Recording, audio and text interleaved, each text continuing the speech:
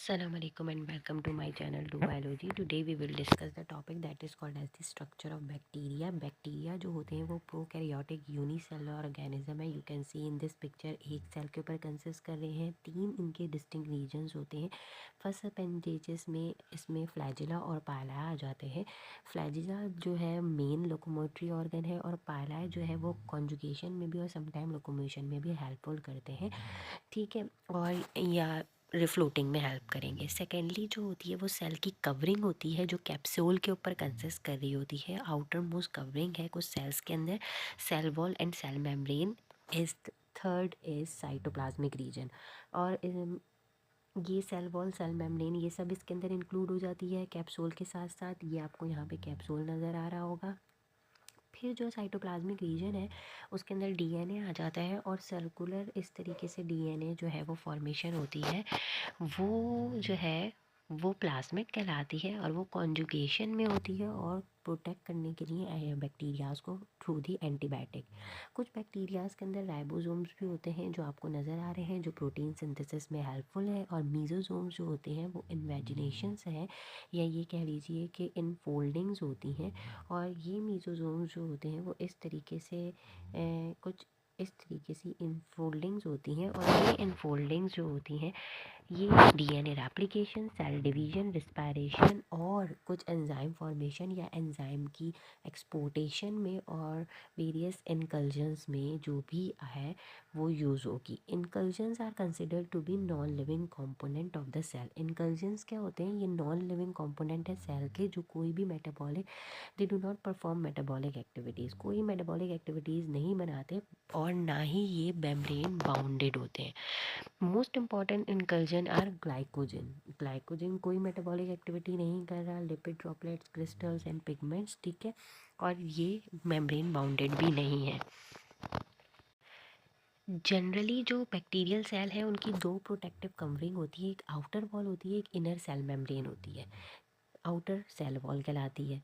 Some bacteria have a third outer most protective covering जिसको आप glycocalyx भी कहते हो जो सेपरेट कर रही होती है बैक्टीरियल स्लैर को उसकी सराउंडिंग से. और ये जो ग्लाइकोकैलिक्स है ये कंडेंस फॉर्म में भी हो सकती है. कंडेंस हो सकती है टू फॉर्म कैप्सूल या स्लाइम फॉर्मेशन कर देती है. और वो जो चीज़ होती है कैप्सूल या स्लाइम जो होता है वो सॉफ्ट स्टिकी होता है according to the surrounding environment. कि ये किसी भी चीज़ में इनगल्व नहीं हो सकते. स्टिकी और सॉफ्टनेस की वजह से फिसल जाते हैं स्लाइड कर जाते हैं. ठीक है. और ये इजीली जो है वो कैप्चर नहीं होते किल भी नहीं हो पाते.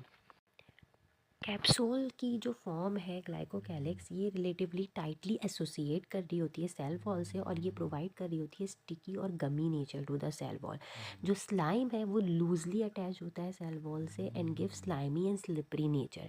ठीक है. यानी कि सेल वॉल से ये जो है वो स्टिकी और गमी नेचर प्रोवाइड करेगी कैप्सूल. और स्लाइम जो है वो स्लिपरी और स्लाइमी नेचर प्रोवाइड करती है जो which is form by the polysaccharides polypeptides या हाइलोरोनिक एसिड्स से मिलके बनी हुई होती है. हर डिफरेंट स्पीशीज़ की डिफरेंट में है. यानी कि कुछ में पॉलीसेकेराइड से मिलके बनेगी कुछ में पॉलीपेप्टाइड से कुछ में हाइलोरोनिक एसिड से. मोस्टली जो कैप्सूल्स हैं वो हाइड्रोफिलिक होते हैं और प्रोटेक्ट करते हैं बैक्टीरिया को फ्रॉम डेसिकेशन. डेसिकेट ना हो ख़त्म ना हो उससे बचाते हैं. कैप्सूल जो है वो प्रोटेक्ट करता है बैक्टीरिया को फ्रॉम इंजेक्शन ऑफ डब्ल्यूबीसीज. डब्ल्यूबीसीज का काम क्या है?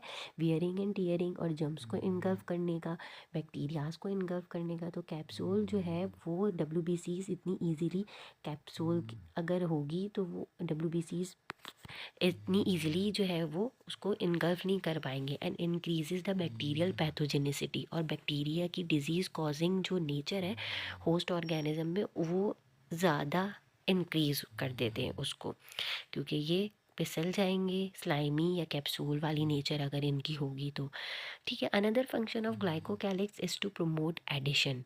ग्लाइकोकैलिक्स का एक काम भी होता है ये एडिशन करता है स्टिक कर जाता है.